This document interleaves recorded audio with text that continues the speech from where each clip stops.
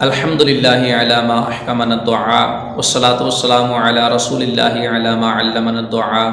اما بعد فاعوذ باللہ من الشیطان الرجیم بسم اللہ الرحمن الرحیم۔ ناظرین، آج کا ہمارا درس شریعت نماز کے بعد دعا مانگنے کے حوالے سے ہے کہ شریعت مطہرہ کی روح سے نماز کے بعد دعا مانگنا کیسا ہے، درست ہے یا نہیں ہے، شریعت میں اس کی شرعی حیثیت کیا ہے۔ کیونکہ اس حوالے سے بعض لوگ نماز کے بعد خود بھی دعا نہیں مانگتے اور جو مسلمان مانگتے ہیں ان کو بھی روکتے ہیں۔ ان کا خیال یہ ہے کہ یہ قرآن و حدیث میں سے کہیں سے بھی نماز کے بعد دعا مانگنا ثابت نہیں ہے، تو آیا ان کا یہ موقف کس حد تک درست ہے اور کس حد تک غلط ہے؟ آج کی اس گفتگو کے اندر ہم اس چیز کو ڈسکس کریں گے۔ پہلی بات تو یہ ہے کہ نماز کے بعد دعا مانگنا ایک مستحب عمل ہے، ایک اچھا عمل ہے۔ اگر کوئی شخص اچھی نیت کے ساتھ ثواب کی نیت سے اس عمل کو کرتا ہے تو اس کے اوپر اس کو ثواب دیا جائے گا، اور قرآن و حدیث سے اس کے اوپر بہت سارے دلائل موجود ہیں کہ نماز کے بعد دعا مانگنا شرعاً جائز و مستحب عمل ہے۔ اس کے جو ہے وہ اس حوالے سے یہ بات کرنا کہ اس کے اندر کوئی دلیل نہیں ہے، یہ بالکل جہالت کی دلیل ہے۔ چنانچہ اس حوالے سے قرآن پاک کے اندر 30ویں سپارے سورہ انشراح کی آیت نمبر 8 اور 9 میں اللہ تعالیٰ ارشاد فرماتا ہے فَإِذَا فَرَغْتَ فَانصَبْ وَإِلَىٰ رَبِّكَ فَارْغَب، جب تو فراغت پائے تو مشقت کر اور اپنے رب کی طرف راغب ہو۔ اس آیت کریمہ کی تفسیر کے اندر اصح الاقوال حضرت سیدنا امام مجاہد، جو کہ سلطان المفسرین حبر الامہ حضرت سیدنا عبداللہ ابن عباس رضی اللہ تعالیٰ عنہ کے شاگرد ہیں، وہ فرماتے ہیں کہ فراغتہ سے مراد نماز سے فارغ ہونا ہے، اور فن سب سے مراد دعا میں جد و جہد کرنا ہے۔ یعنی اللہ تعالیٰ فرماتا ہے جب تو نماز پڑھ چکے تو اچھی طرح دعا میں مشغول ہو اور اپنے رب کے حضور آہوزاری اختیار کر۔ تفسیر جلالین کے اندر اسی آیت کریمہ کی تفسیر کے اندر موجود ہے فَإِذَا فَرَغْتَ مِنَ الصَّلَاةِ فَانصَبْ اتَّعِدْ فِي الدُّعَاءِ وَإِلَىٰ رَبِّكَ فَارْغَب تَضَرَّعْ۔ فرمایا جب تو نماز سے فارغ ہو دعا میں مشقت کر اور اپنے رب کے سامنے تضرع و آہوزاری بجا لا۔ قابل غور بات یہ ہے کہ اللہ تعالیٰ نے مطلقاً جو ہے وہ حکم ارشاد فرمایا ہے کہ جب تو نماز سے فارغ ہو تو اس کے بعد دعا کر، دعا میں کوشش کر، مطلقاً ارشاد فرمایا۔ یہاں پر کسی نماز کی تخصیص نہیں ہے، کسی دعا کی تخصیص نہیں ہے، لہٰذا نماز کوئی بھی ہو، وہ نماز فرض ہو، وہ نماز نفل ہو، وہ نماز واجب ہو،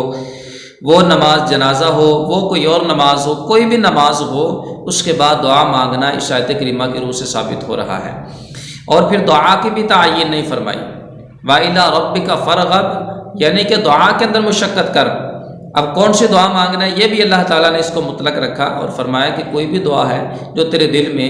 دعا ہے تو اپنے رب کی بارگاہ میں التجا کر، تیرا رب قبول فرمانے والا ہے۔ تو جب اللہ تعالیٰ نے نماز کی بھی تعین نہیں کی ہے، دعا کی بھی تعین نہیں کی ہے، تو مطلقاً اس آیت کریمہ کی روح سے یہ بات ثابت ہوتی ہے کہ کوئی بھی نماز ہو اور کوئی بھی دعا ہو، نماز کے بعد دعا مانگنا یہ شرعی اعتبار سے درست ہے، جبھی تو اللہ تبارک و تعالیٰ نے اس چیز کا حکم استحباب ارشاد فرمایا ہے۔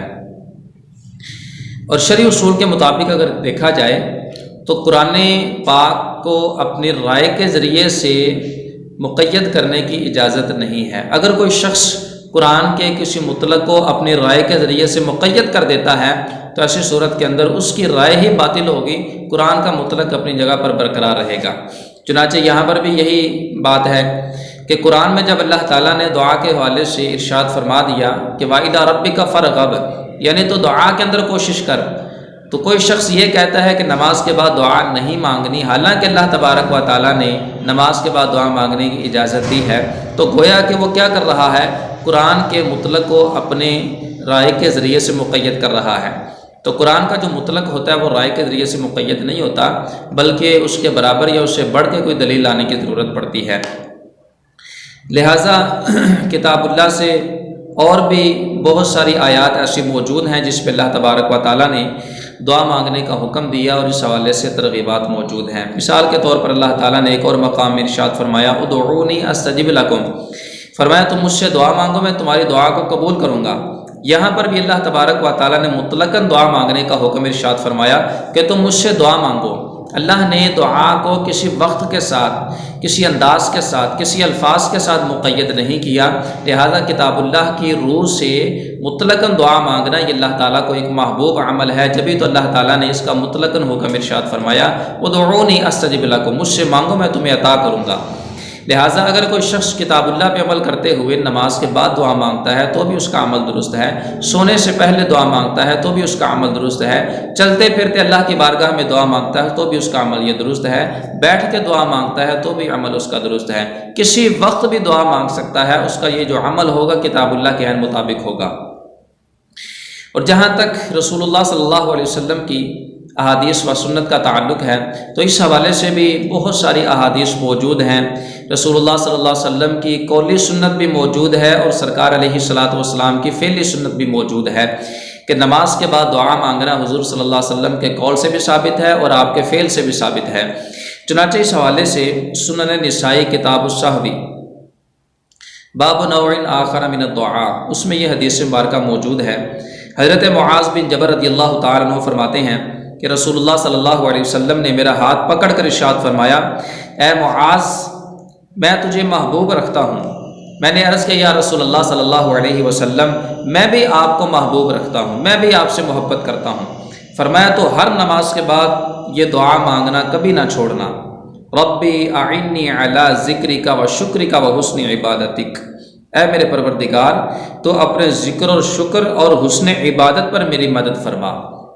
تو اس حدیث مبارکہ کے اندر رسول اللہ صلی اللہ علیہ وسلم حضرت معاذ بن جبل رضی اللہ تعالیٰ عنہ کو نماز کے بعد دعا مانگنا سکھا رہے ہیں۔ اور امام ترمذی رضی اللہ تعالیٰ عنہ نے ایک حدیث مبارکہ نقل فرمائی ہے، حضرت سیدنا ابو امامہ رضی اللہ تعالیٰ عنہ روایت کرتے ہیں کہ رسول اللہ صلی اللہ علیہ وسلم سے عرض کیا گیا کہ کون سی دعا زیادہ سنی جاتی ہے، زیادہ جلدی اللہ کی بارگاہ میں شرف قبولیت کو پہنچتی ہے؟ ارشاد فرمایا رات کے آخری حصے کی دعا اور فرض نمازوں کے بعد کی دعا۔ لہذا اس حدیث میں بھی یہ تصریح موجود ہے کہ حضور صلی اللہ علیہ وسلم ارشاد فرما رہے ہیں کہ فرض نمازوں کے جو بعد کی دعا ہوتی ہے یہ اللہ کی بارگاہ میں زیادہ سنی جاتی ہے اور زیادہ جلدی شرف قبولیت کو پہنچتی ہے۔ یوں ہی سنت فعلی کے ذریعے سے، یعنی سرکار دو عالم صلی اللہ علیہ وسلم کے اپنے فعل کے ذریعے سے بھی یہ چیز ثابت ہے کہ نمازوں کے بعد دعا مانگنی چاہیے۔ چنانچہ صحیح مسلم شریف کتاب الصلاۃ باب الصلاۃ النبی صلی اللہ علیہ وسلم و دعائہ باللیل، اس میں امام مسلم رضی اللہ تعالی عنہ نے ایک حدیث مبارکہ کو نقل کیا۔ حضور علیہ الصلاۃ والسلام کے رات کے نمازوں کے حوالے سے طویل حدیث مبارکہ ذکر کی، جس میں یہ الفاظ بھی موجود تھے کہ جب رسول اللہ صلی اللہ علیہ وسلم رات کی نماز کے بعد سو گئے تو حضرت بلال رضی اللہ تعالی عنہ حضور علیہ الصلاۃ والسلام کی خدمت میں حاضر ہوئے اور حضور علیہ الصلاۃ والسلام کو فجر کے وقت جماعت کی اطلاع دی، فقام فصلی ولم یتودع وکان فی دعائہ اللہم اجعل فی قلبی نورا۔ تو رسول اللہ صلی اللہ علیہ وسلم کھڑے ہوئے، نماز پڑھائی اور حضور نے وضو نہیں کیا،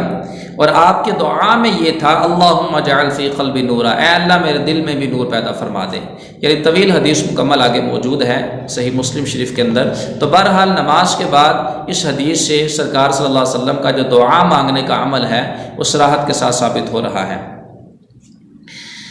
اور پھر اصولی اعتبار سے اگر ہم دیکھتے ہیں تو تمام اشیاء کے اندر جو اصل چیز ہے وہ اس کا جائز ہونا ہے، اس کا مباح ہونا ہے۔ جب تک کسی چیز کے ناجائز ہونے کے اوپر دلیل قائم نہیں ہو جاتی اس وقت تک ہم اس چیز کو کر سکتے ہیں۔ ہاں اگر شریعت مطہرہ کی طرف سے قرآن و حدیث یا قرآن و حدیث کے اصولوں کے مطابق کسی چیز کے اوپر کوئی دلیل قائم ہو جاتی ہے کہ یہ عمل کرنا منع ہے،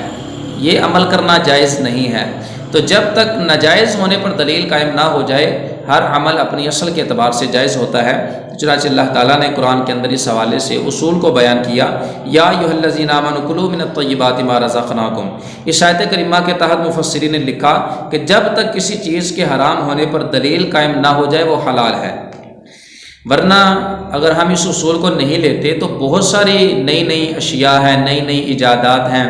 پھر دین کے معاملے کے اندر، دین کی اشاعت و ترویج کے معاملے کے اندر، مساجد کے بنانے کے اندر، اور بھی بہت ساری ایسی چیزیں ہیں جن کا تعلق دین کے ساتھ ہیں، ان کے اندر بھی جدت پیدا ہو چکی ہے، ان کے اندر بھی نئے طریقے آ چکے ہیں جو کہ حضور صلی اللہ علیہ وسلم کے دور کے اندر نہیں تھے۔ لہذا پھر تو ہمیں ہر عمل کے لیے دلیل کی ضرورت پڑے گی۔ تو اصولی اعتبار سے اسی میں آسانی ہے کہ جو شریعت نے اصول بیان کیا ہے کہ اصل اشیاء کے اندر ان کا جائز ہونا ہے جب تک کہ ناجائز ہونے کے اوپر دلیل قائم نہ ہو جائے۔ تو چونکہ نماز کے بعد دعا مانگنا یہ اپنی اصل کے اعتبار سے جائز ہے جب تک کہ اس کے ناجائز کے ہونے کے اوپر دلیل قائم نہ ہو جائے، یعنی جو شخص اس کو منع کرتا ہے یا اس کو ناجائز بھی معاذ اللہ کہتا ہے تو اس کو چاہیے کہ وہ دلیل لائے، چاہے وہ روکتا ہے یا وہ اس حوالے سے اس کا نظریہ یہ ہے کہ نہیں مانگنی چاہیے تو اس کو چاہیے کہ دلیل بیان کرے تاکہ اس عمل سے مسلمانوں کو روکا جا سکے، جبکہ اس کے برخلاف کوئی دلیل موجود نہیں ہے، نہ ہی قرآن کے اندر نہ ہی حدیث کے اندر کہ جس میں اس بات کی صراحت ہو کہ نماز کے بعد دعا نہیں مانگنی۔ مسلمانوں تم نے نماز کے بعد دعا نہیں مانگنی، تمہیں نماز کے بعد دعا مانگنے کی اجازت نہیں ہے، تمہارے لیے جائز نہیں ہے، کسی قسم کی بھی حدیث موجود نہیں ہے۔ لہٰذا اصل اصول کے مطابق بھی دیکھا جائے تو نماز کے بعد دعا مانگنا اپنی اصل کے اعتبار سے بالکل جائز ہے، اس کے روکنے کی کوئی دلیل کوئی وجہ موجود نہیں ہے۔ اور اگر ہم عقلی اعتبار سے اس مسئلے کو دیکھتے ہیں تو عقلی اعتبار سے بھی نماز کے بعد دعا مانگنا یہ ثابت ہوتا ہے، عقل اس چیز کو تسلیم کرتی ہے کہ نماز کے بعد دعا مانگنی چاہیے۔ کیونکہ دعا خود ایک عبادت ہے، بلکہ احادیث میں تو فرمایا کہ عبادت کا بھی مغز ہے، اور عبادت کرنے کا حکم دینا چاہیے نہ کہ عبادت سے روکنا چاہیے۔ جب دعا ایک عبادت ہے، اللہ تعالیٰ نے جا بجا اپنی عبادت کا حکم دیا ہے، تو گویا کہ عبادت کے زمرے میں دعا مانگنے کا بھی اللہ تعالیٰ نے ہمیں حکم ارشاد فرمایا ہے۔ بقیہ عبادت کا تو انسان لوگوں کو حکم کرے، لیکن دعا مانگنے کے حوالے سے لوگوں کو روکے تو یہ اس کی نادانی اور جہالت کی انتہا ہے۔ چنانچہ دعا مانگنا ذکر الہی بھی ہے، جیسا کہ ملا علی قاری علیہ الرحمہ نے شرح مشکات میں فرمایا کل دعا ذکر، فرمایا ہر دعا ذکر ہے، ہر دعا ذکر ہے، کیونکہ دعا میں اللہ تعالیٰ سے مناجات کا سلسلہ ہوتا ہے، بندہ اپنے رب سے جڑتا ہے، تو جب دعا میں بندہ اپنے رب کی طرف متوجہ ہوتا ہے، اپنے رب کی یاد کرتا ہے، اپنے رب کو پکارتا ہے، تو یہ کیسے ذکر اللہ نہیں ہو سکتا؟ اور نماز کے بعد ذکر اللہ سے روکنا، دعا سے روکنا، اللہ کے ذکر سے روکنا، یہ بالکل مساجد کے بنانے کے برخلاف ہے اور ظلم عظیم ہے، جیسا کہ اللہ تعالیٰ نے قرآن کے اندر اس حوالے سے توضیح فرمائی سورہ بقرہ میں وَمَنْ أَظْلَمُ مِمَّنْ مَنَعَ مَسَاجِدَ اللَّهِ أَنْ يُذْكَرَ فِيهَا اسْمُهُ وَسَعَىٰ فِي خَرَابِهَا، فرمایا اس سے بڑھ کے ظالم کون ہے کہ جو اللہ کی مسجدوں کے اندر اس کا ذکر کیے جانے سے روکے اور اس کی خرابی کے اندر کوشش کرے۔ تو جو شخص نماز کے بعد دعا مانگنے سے روک رہا ہے، گویا کہ مسلمانوں کو ذکر اللہ سے روک رہا ہے، لہٰذا ذکر اللہ سے روکنے والے کا جو معاملہ ہے وہ اللہ تعالیٰ کی آیت کریمہ کے اندر، اللہ تعالیٰ نے قرآن کی آیت کریمہ کے اندر وضاحت کے ساتھ بیان کیا ہے کہ اس سے بڑھ کے ظالم کون ہے کہ جو اللہ کے مساجد کو اس کے ذکر سے روکتا ہے۔ لہٰذا کسی طور پر بھی نماز کے بعد دعا مانگنے سے روکنا یہ بالکل بھی درست نہیں ہے، بلکہ یہ ایک ظلم عظیم اس کو قرار دیا گیا ہے، بلکہ مسلمانوں کو چاہیے کہ دعا مانگیں اور اس انداز کے اندر بھی اپنی زبانوں کو ذکر اللہ سے تر رکھیں۔ لہٰذا نتیجتاً قرآن و حدیث کے اطلاق سے، اس کی تخصیص سے، اصولی و عقلی دلائل سے یہ بات واضح طور پہ ثابت ہوتی ہے کہ نماز کے بعد دعا مانگنا، بالخصوص فرض نمازوں کے بعد دعا مانگنا، شریعت مطہرہ کی روح سے یہ سنت مستحبہ ہے اور باعث خیر و برکت عمل ہے۔ مسلمانوں کو چاہیے کہ اس عمل کو بالکل بھی ترک نہ کریں۔ اگر کوئی شخص اس حوالے سے کوئی بات کرتا ہے تو یہ جو چند ایک دلائل آپ کے سامنے بیان کیے ہیں اس کے سامنے رکھے جائیں تو انشاءاللہ امید ہے اس کو جو صحیح مسئلہ، درست مسئلہ اس کو سمجھ میں آئے گا، اور اللہ نے چاہا تو وہ نماز کے بعد دعا مانگنے کی طرف راغب ہوگا۔ تو اس حوالے سے اور بھی بہت سارے دلائل موجود ہیں، یہ مختصر طور پر ایک ویڈیو ہے جو آپ کے سامنے رکھی ہے۔ اللہ تعالی ہم سب کو شریعت مطہرہ کے مطابق عمل کی توفیق دے اور اپنے اعمال کو سنت رسول صلی اللہ علیہ وسلم کے مطابق کرنے کی توفیق عطا فرمائے۔ آمین بجاہ النبی الامین صلی اللہ علیہ وسلم۔